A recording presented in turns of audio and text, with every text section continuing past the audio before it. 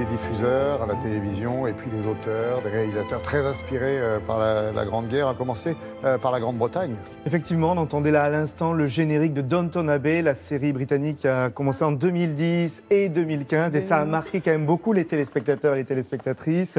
Un peu plus tardivement, Sylvie, qui vient de se reconnaître juste le générique. Voilà, c'est quoi ce générique? Voilà, c'est ce fameux château, le château de cette famille aristocratique, les Crawley, et toute l'originalité dans le Yorkshire, voilà, et toute l'originalité de la série tient dans raconter l'histoire du point de vue des maîtres, mais aussi des valets. Et bien évidemment, la série commence en 1912, se termine en 1925. Donc, de fait, la Grande Guerre est très présente dans la série.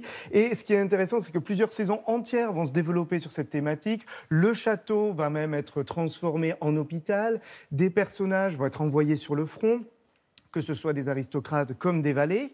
Et puis, il y a même, un peu plus tard dans la série, en 1924, un épisode centré sur même le débat mémoriel, sur quel monument aux morts faut-il construire dans le village, avec quel nom sur le monument aux morts. Donc c'est vraiment très précis et très brillant. C'est une série britannique qui est disponible en DVD, mais dont on attend un film qui va arriver logiquement dans un an, donc on aura le temps d'en reparler de cette série, un film qui devrait reprendre là où la série s'est arrêtée, c'est-à-dire après les années 1925-1926. Alors ça, c'est pour l'Angleterre, pour la Grande-Bretagne. La France aussi a été très inspirée. Oui, alors très inspirée par le passé. Si je vous dis juste Les Dames de la Côte, c'était un petit peu la même chose que Downton Abbey, vu de 1911 à 1921 avec trois familles. Donc ça, c'est où on a vu Fanny Ardant, Françoise Fabian dans cette série. Mais si je vous dis Laurent Voiture, Moustache, Monsieur Clémenceau, vous me dites Les Brigades du Tigre. Allez, un petit générique pour se faire plaisir. Maintenant sont devenus des cerveaux incognito. Ils ont laissé leur vélo, leurs chevaux. Pendant ce temps-là, dans les romans, Terrasson, Pujol et Valentin. Moi, j'avais des profs qui avaient le même nom, donc j'avais l'impression que c'était les Brigades du Tigre. Jouaient de la savate.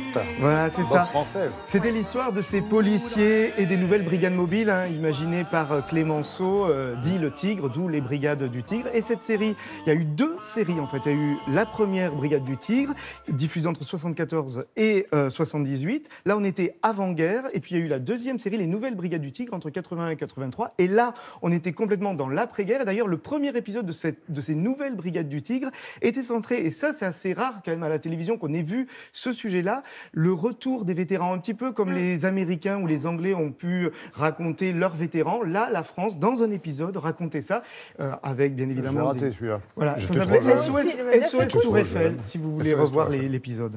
Alors, les Brigades du Tigre, c'était il y a plus de 40 ans. Aujourd'hui, le sujet intéresse toujours aussi la télévision. Oui, et bien évidemment, la commémoration de l'événement fait qu'on a relancé des séries. Et j'aimerais pointer quand même une série qui a été lancée en 2014, au moment du début des commémorations 14-18. C'était l'adaptation de Ceux de 14 sur France 3. Une série donc d'Olivier Chatsky et Didier Dolna.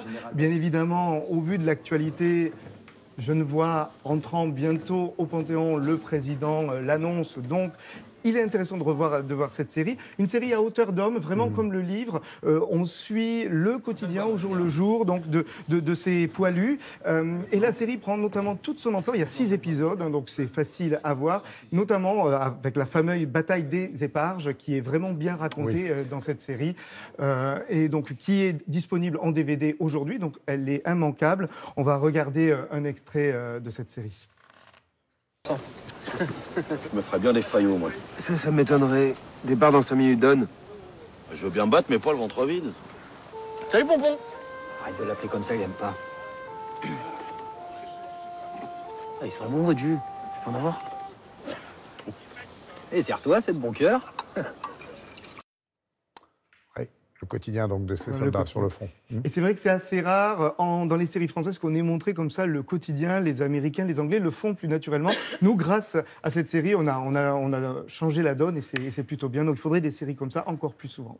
Oui, et puis les séries aussi, il y a eu les sagas familiales qui ont toujours aussi évoqué, il ne faut pas les oublier non plus, cet épisode désastre de la guerre de 14-18, la Grande Guerre, voilà, dont on célébrera effectivement le 100e anniversaire de l'armistice ce week-end avec une émission spéciale sur France 2.